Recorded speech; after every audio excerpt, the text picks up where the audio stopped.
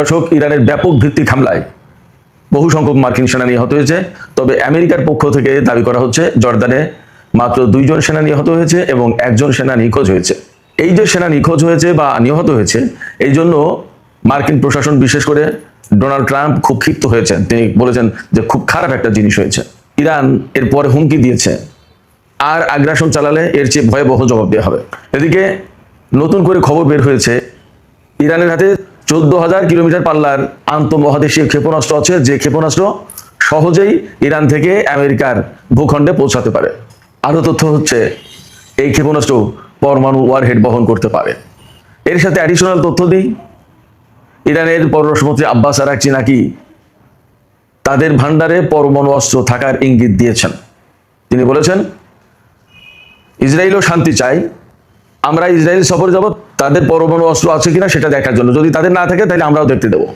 এই জায়গা থেকে অনেকে মনে করছেন যে আব্বাস আরাকচি ঠিক এই কথা বলেছেন, যদি তাদের থাকে তাহলে আমাদেরও থাকবে, যদি তাদের না থাকে তাহলে আমাদেরও থাকবে না। তার মানে অনেকেই মনে করছেন যে এই কথার ভেতর দিয়ে বেসিক্যালি ইরানের পরমাণু অস্ত্র থাকার একটা ইঙ্গিত পাওয়া যাচ্ছে। আমরা তো কয়েকদিন আগেই বলেছি যে ইরানের হাতে হাইড্রোজেন বোমা আছে বলে খবর বের হয়েছে। সবচেয়ে বড় প্রশ্ন দেখা দিয়েছে আমার কাছে, যেটা দর্শক আপনাদের কি মনে হয় আপনারা বলবেন। জার্মানি থেকে অনেকগুলো F-16 যুদ্ধ বিমান নিয়ে আসছে মধ্যপ্রাচ্যে, এবং ব্রিটেন থেকে বেশ কিছু F-35 যুদ্ধ বিমান আনতে হচ্ছে আমেরিকাকে মধ্যপ্রাচ্যে ইরানের সাথে যুদ্ধ করার জন্য। আমার এখানে প্রশ্ন হচ্ছে, মধ্যপ্রাচ্যে, ইরাকে, জর্দানে, সিরিয়ায়, সৌদি আরবে, কুয়েতে, বাহরাইনে, সংযুক্ত আরব আমিরাতে, কাতারে, ওমানে, এই সমস্ত জায়গায় যে এত এত বিমান মোতায়েন ছিল, এরপরেও কেন এখন জার্মানি এবং ব্রিটেন থেকে আমেরিকাকে নতুন করে যুদ্ধ বিমান আনতে হচ্ছে? তাহলে আগের সে সমস্ত বিমান কোথায় গেল? ধ্বংস হয়ে গেছে, অকেজ হয়ে গেছে, নাকি সেই সমস্ত বিমান আছে? আরো অনেক বিমান এনে একসাথে ইরানের উপরে একেবারে চরমতম হামলা চালাবে। আসলে কোনটা? আমি আরেকটা ছোট্ট খবর দিয়ে বিস্তারিত আলোচনায় চলে যাই। গত কয়েকদিন আগে মার্কিন কংগ্রেসের প্রতিনিধি পরিষদে ভোটাভুটি হলো না, আমেরিকাকে সামরিক এবং অর্থনৈতিক সহযোগিতা বন্ধ করতে হবে, এই জন্য রিপাবলিকান দলের একজন প্রতিনিধি পরিষদ সদস্য প্রস্তাব এনেছিলেন। সেই প্রস্তাবের পক্ষে বিপক্ষে ভোটাভুটি হলো। তাতে 104 জন ডেমোক্রেটিক সদস্য ভোট দিয়েছিলেন যে হ্যাঁ, ইসরায়েলকে এই সহযোগিতা বন্ধ করা হোক। যারা এই প্রস্তাবের পক্ষে ভোট দিয়েছিলেন তাদেরকে এখন আর টাকা দেবে না ইসরায়েলি লবি আইপ্যাক। গতকাল তারা এই ঘোষণা দিয়েছে। তার মানে ইরানের উপর আমেরিকা ইসরায়েলের এই যুদ্ধ আসলে শুধু মধ্যপ্রাচ্য না, সারা বিশ্বের রাজনীতি, বিশেষ করে আমেরিকার পলিটিক্স, ইকোনমিক্স, যে পলিটিক্যাল স্ট্র্যাটেজি, ইন্টারেস্ট, অনেক কিছু পাল্টে দিল। সুপ্রিয় দর্শক, এতক্ষণ যে বিষয়গুলো বললাম, এই বিষয়গুলো নিয়েই আমি আপনাদের সাথে বিস্তারিত আলোচনা করব। আশা করি আপনারা শেষ পর্যন্ত সঙ্গে থাকবেন। আর ভিডিও ভালো লাগলে সবসময়ের মতোই বলি, লাইক, কমেন্ট, শেয়ার করবেন এবং চ্যানেলটি সাবস্ক্রাইব করে সাথে থাকবেন প্লিজ। দর্শক, চলুন আমরা বিস্তারিত আলোচনা করি। বিস্তারিত আলোচনার শুরুতে আমি সিএনএনের একটা ছোট্ট বিশ্লেষণের মূল বক্তব্য তুলে ধরে শুরু করি। সেটা হচ্ছে, সিএনএনের একটি বিশ্লেষণে বলা হচ্ছে, মার্কিন প্রেসিডেন্ট ডোনাল্ড ট্রাম্প আমেরিকাকে নতুন করে আরেকটি দীর্ঘস্থায়ী যুদ্ধের ভেতরে জড়িয়ে ফেলেছে। আর মিডল ইস্ট ইনস্টিটিউশনের একজন ফেলো বলছেন যে ডোনাল্ড ট্রাম্প এমন এক ফাঁদে পড়েছেন যেখান থেকে প্রতিদিন যুদ্ধের মাত্রা বাড়াতে বাধ্য হচ্ছেন বা যুদ্ধ করতে বাধ্য হচ্ছেন। এই যুদ্ধ থেকে বেরিয়ে আসার কোনো স্কোপ তিনি পাচ্ছেন না। এর কারণ কি? এই যে যুদ্ধ থেকে তিনি বেরিয়ে যেতে পারছেন না, তার কারণ কি? এটার আমি বিস্তারিত ব্যাখ্যা বিশ্লেষণ আশা করি করবো। তো জর্ডানে মার্কিন সেনা আহত, নিহত এবং আরো কি কি ঘটেছে সেগুলো একটু বলি। হয়তো এর মধ্যে আপনারা খবর জেনেছেন, তারপরেও আরো ভেতরগত কিছু তথ্য আশা করি আমি দিতে পারবো, পাবেন আপনারা। জর্ডানে এমন মারাত্মক হামলা চালিয়েছে যে সামরিক মেসে, যেখানে সেনারা থাকে, খাওয়া দাওয়া করে, সেই জায়গায় একটা ডাইরেক্ট ক্ষেপণাস্ত্র হামলা হয়েছে, একেবারে ডাইরেক্ট। এবং বিভিন্ন ভিডিওতে দেখা যাচ্ছে যে আমেরিকা পেট্রিয়ট ক্ষেপণাস্ত্র দিয়ে ইরানি ক্ষেপণাস্ত্র প্রতিহত করার, ইন্টারসেপ্ট করার চেষ্টা করেছে, কিন্তু একটাও কাজ আসেনি।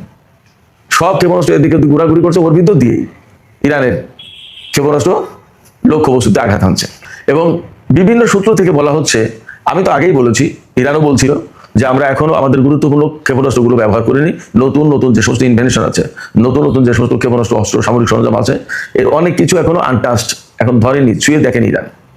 তো এখন যে সমস্ত ক্ষেপণাস্ত্র ব্যবহার করা হচ্ছে, ইরান ব্যবহার করছে, তার বেশিরভাগই খাইবার শেখান, ফাতা 110, তারপরে ক্ষুদ্রম সাহার, এই সমস্ত বড় বড় ক্ষেপণাস্ত্র, যে সমস্ত হাইপারসনিক এবং ব্যালিস্টিক মিসাইল, এই সমস্ত ক্ষেপণাস্ত্র এত গতিতে আঘাত হানে যে এই সমস্ত ক্ষেপণাস্ত্র ঠেকানোর মতো কোনো প্রযুক্তি আমেরিকা ইসরায়েলের হাতে নেই। তাহলে উপায় কি? কোনো উপায় নেই, নিরুপায়। এবং আমি আপনাদেরকে এই তথ্য দিই, আপনারা কেউ কেউ হয়তো ভাবতে পারেন যে আমি অতিমাত্রায় বাড়িয়ে বলছি। বাড়িয়ে বলছি না। ঘটনা এমন ঘটেছে, মধ্যপ্রাচ্যে গত 7-8 দিনে ইরান এমন হামলা চালিয়েছে যে মধ্যপ্রাচ্যে যে সমস্ত মার্কিন ঘাঁটি ছিল, আগের যুদ্ধে যা ক্ষয়ক্ষতি ছিল কিছু কিছু মেরামত করার চেষ্টা করেছে নিশ্চয়ই মাঝখানে যুদ্ধবিরতির সুযোগ নিয়ে। গত 7-8 দিনের হামলায় ইরান এই সমস্ত ঘাঁটির বেশিরভাগই ধ্বংস করে ফেলেছে, বেশিরভাগই। এবং এখানে সবচেয়ে বেশি ধ্বংস হয়েছে তা হচ্ছে radar system, early warning system, electronic warfare system, jamming system, আপনার গোয়েন্দাগিরি করার জন্য যে সমস্ত বিমান বা যে সমস্ত ব্যবস্থা থাকে সেগুলো সার্ভিলেন্স সিস্টেম বলে, এই সমস্ত সবকিছু ধ্বংস হয়ে গেছে। সেক্ষেত্রে মার্কিন বিমান বাহিনী যে কাজ করবে এগুলো কঠিন হয়ে পড়েছে তাদের জন্য, যার কারণে তাদেরকে এখন ভূমিতে নিক্ষেপযোগ্য ক্ষেপণাস্ত্র মেইনলি ব্যবহার করতে চায়। বিমানও ব্যবহার করছে কিছু কিছু, কারণ এই সমস্ত বিমান পরিচালনার জন্য তাদের আরো অনেক রাডার বিভিন্ন জায়গায় আছে। মিডল ইস্টের সব দেশের সব সামরিক ঘাঁটি বা সব ক্ষেপণাস্ত্র ব্যবস্থা বা রেডার সিস্টেম এটা ধ্বংস করে ফেলেছে তা তো না। এই যে তুরস্কে আছে সেগুলো তো ধ্বংস করেনি, হয়তো আজারবাইজান আছে ধ্বংস করেনি, তুর্কমেনিস্তানে বা কাজাকিস্তানে থাকতে পারে, আরো কোথায় কোথায় আছে তা তো এখনো সব জানা নেই। কাজ চালাচ্ছে, কিন্তু ওপেন যেগুলো ছিল কুয়েত, বাহরাইন, ইরাক, ধরুন যে সিরিয়া একটা হামলা করেছে, জর্দান, সৌদি আরব, সংযুক্ত আরব আমিরাত, কাতার, এই সব জায়গায় মোটামুটি ভালো বড় করে হামলা হয়েছে, এগুলো প্রায় শেষ। সেক্ষেত্রে আমেরিকা এখন বিপদের মুখে মারাত্মক রকম। এরই অংশ হিসেবে জর্দানে গতকালকে ব্যাপক হামলা চালিয়েছে ইরান। মানে জর্দানের আল আজরাক বিমান ঘাঁটি, প্রিন্স সুলতান এয়ারবেজ, প্রিন্স হাসান এয়ারবেজ, তারপরে মুওয়াফাক আল সাউতি, এর আরো কয়েকটা বিমান ঘাঁটি চলছে। দেখেন, খেয়াল করেন এই সমস্ত দেশ কত দুর্বল, তাদের নেই ঠিক মতো সামরিক বাহিনী, কারোর বিরুদ্ধে কোনো যুদ্ধ করতে পারে না, অথচ এক একটা বিমান ঘাঁটি বানিয়েছে কি, কতগুলো বিমান ঘাঁটি এক একটা দেশে, এগুলো সব সামরিক বিমান ঘাঁটি। এবং এই সমস্ত বিমান ঘাঁটির নাম কি, সব আরবি নাম এবং প্রিন্স সুলতান সাহেবদের নামে, প্রিন্স হাসান, প্রিন্স সুলতান এয়ারবেজ, প্রিন্স আজরাক, অমুক তমুক, হ্যান 717, কত কিছু নাম, সব মুসলমানদের নামে, তাতে কেউ না বুঝতে পারে যে এটা আমেরিকার ঘাঁটি। এগুলো চালাকি। তো যাই হোক, যতই চালাকি করুক সবকিছু ইরানের সামনে বেরিয়ে যাচ্ছে এবং নিখুঁত হামলা চালাচ্ছে। এবং ইরানের হামলায় জর্দানে, কুয়েতে এবং ওই যে সিরিয়ার আলতান ঘাঁটিতে যেটা হামলা চালিয়েছে গত পরশু রাতে, এই 3 জায়গায় বিশেষ করে এই গত 2-3 দিনে প্রচুর সংখ্যক বিমান, ব্ল্যাক হক হেলিকপ্টার, তারপরে রিফুয়েলিং ট্যাঙ্কার, F-35 বিমান, F-16 যুদ্ধবিমান, এগুলো প্রচুর সংখ্যক ধ্বংস হয়েছে। কয়টা ধ্বংস হয়েছে তা বলছে না। আর জর্দানে মাত্র 2 জন সেনা নিহত এবং 1 জন নিখোঁজ হওয়ার কথা বলছে। এ কি সমুদ্র নাকি যে নিখোঁজ হয়ে গেছে, কোথায় গেছে, একে উড়ে চলে গেছে নাকি? অথচ ইরানি বিভিন্ন সূত্র থেকে দাবি করা হচ্ছে যে 100-র বেশি সেনা নিহত হয়েছে, আর বেশ কিছু সেনা নাকি আটক করেছে ইরান। 100 সেনা যদি নিহত তা হতো কত? এমন কথা বলা হচ্ছে যে এয়ার অ্যাম্বুলেন্সে করে নিয়ে যাওয়া হয়েছে, বহু সংখ্যক সেনাদেরকে চিকিৎসা দেওয়া হতো, তারা হয়তো জায়গা মতো পৌঁছাতে কেউ মারা যাবে। আবার যারা আহত তাদের অনেকের অবস্থা আশঙ্কাজনক, হয়তো নাও বাঁচতে পারে। চিন্তা করেন। এবং আমি এখানে সবথেকে গুরুত্বপূর্ণ যে প্রশ্ন তুলছি, এই প্রশ্ন আপনারা বলবেন এই প্রশ্ন ভ্যালিড কি ইনভ্যালিড, এই প্রশ্ন মানে যৌক্তিক কি অযৌক্তিক। আমেরিকাকে এখন জার্মানি আর ব্রিটেন থেকে F-16 জঙ্গি বিমান আর F-35 জঙ্গি বিমান আনতে হচ্ছে। আমার প্রশ্ন হচ্ছে যে মধ্যপ্রাচ্যে এত ঘাঁটি, এমনকি তুরস্কেও আমেরিকার কয়েকটা ঘাঁটি আছে এবং সেখানে বিমান, পরমাণু বোমা পর্যন্ত মোতায়েন করা আছে। তো এই যে এত ঘাঁটি এবং সেখানে এত বিমান মোতায়েন ছিল, আবার আব্রাহাম লিঙ্কন যে বিমানবাহী যুদ্ধ জাহাজ, তাতে বিমান আছে 50টার বেশি। এত বিমান থাকার পরে আরো নতুন করে আনতে হচ্ছে, তাহলে কি অর্থ দাঁড়ালো? মধ্যপ্রাচ্যের সে সমস্ত বিমান গেল কোথায়? এগুলো কি পারছে না কাজ করতে, নাকি নষ্ট হয়ে গেছে, ধ্বংস হয়ে গেছে, নাকি ক্ষতিগ্রস্ত হয়েছে, কি হয়েছে? নাকি সে সমস্ত সব বিমান আছে, আরো বিমান নিয়ে এসে ইরানের উপরে বিরাট বিশাল চরম হামলা চালাবে? আসলে কোনটা? বাস্তব কথা হচ্ছে যে গত যে যুদ্ধটাই বলতে চলো, আগের 40 দিনের যুদ্ধ এবং গত এই 7-8 দিনের যুদ্ধ, এই সবকিছু মিললে ইরানের ক্ষেপণাস্ত্র ড্রোনে অনেক ক্ষয়ক্ষতি হয়েছে আমেরিকার। এবং আমরা তো আগেই 40 দিনের যুদ্ধে আমেরিকার গণমাধ্যম থেকে খবর জেনেছিলাম যে 42টি এয়ারক্রাফট ধ্বংস হয়েছে, তার ভিতরে 30টি MQ-9 রিপার ড্রোন আর বাকি 12টি হচ্ছে বিমান হেলিকপ্টার। কিন্তু ওই রিপোর্টের পরেই বলা বলি হচ্ছিল যে এগুলো খুবই অল্প বলেছে, ঘটনা আসলে আরো অনেক। এখন এই যে জার্মানি এবং ব্রিটেন থেকে বিমান আনতে হচ্ছে, তাহলে মধ্যপ্রাচ্যের বিমান কি শেষ? এই প্রশ্ন কিন্তু আসছে।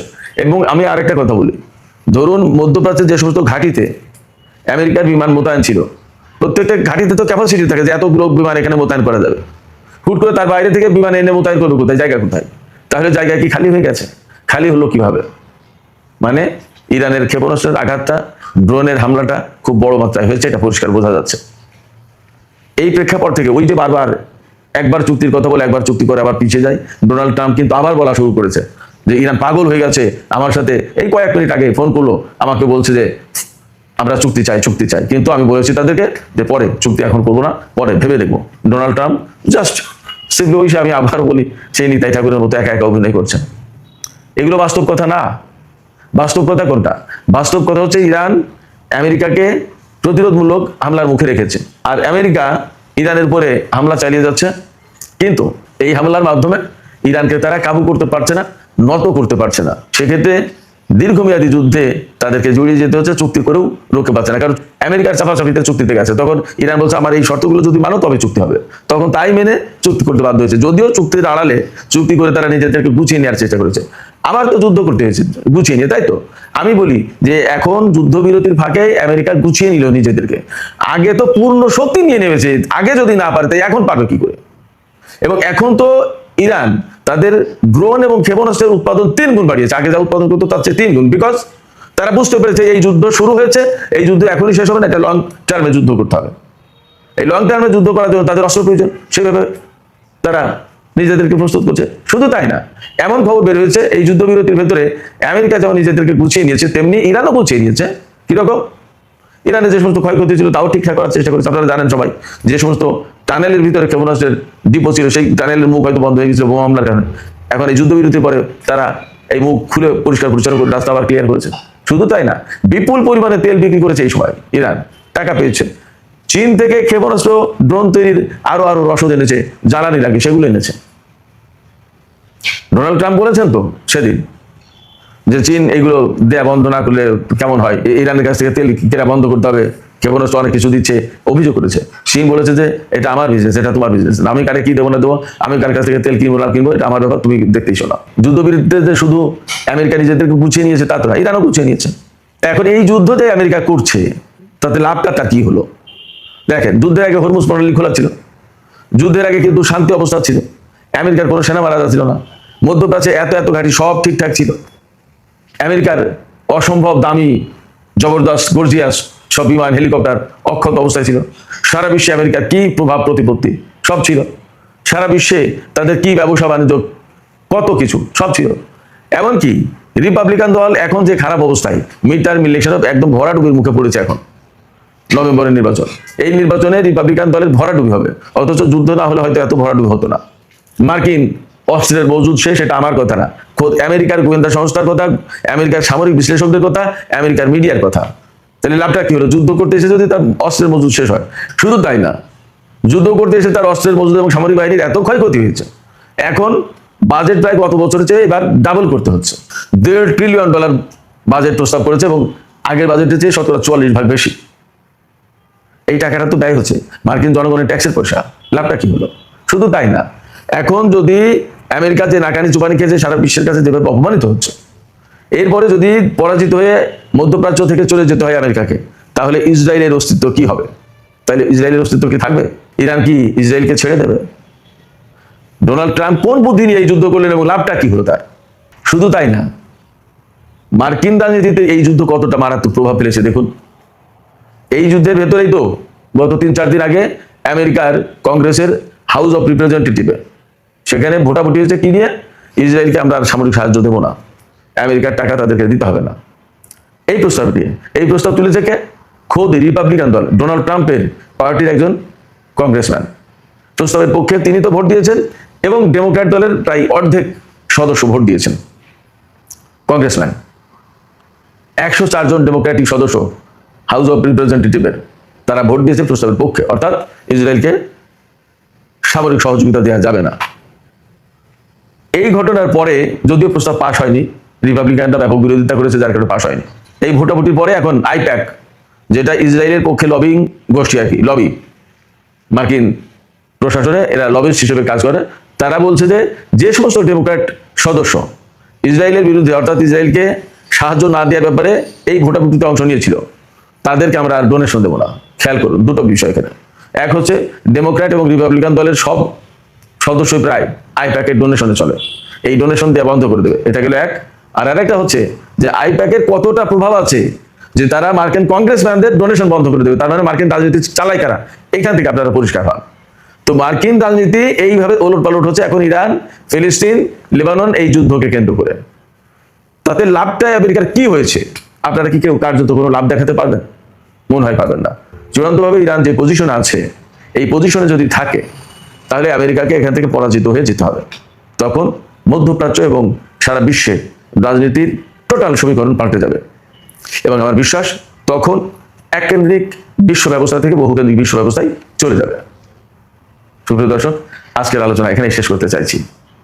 আলোচনা শেষের আগে আমি আপনাদের কাছে মতামত জানতে চাই, আপনারা কি ভাবছেন আসলে এই যুদ্ধের পরিণতি কোথায় যাচ্ছে?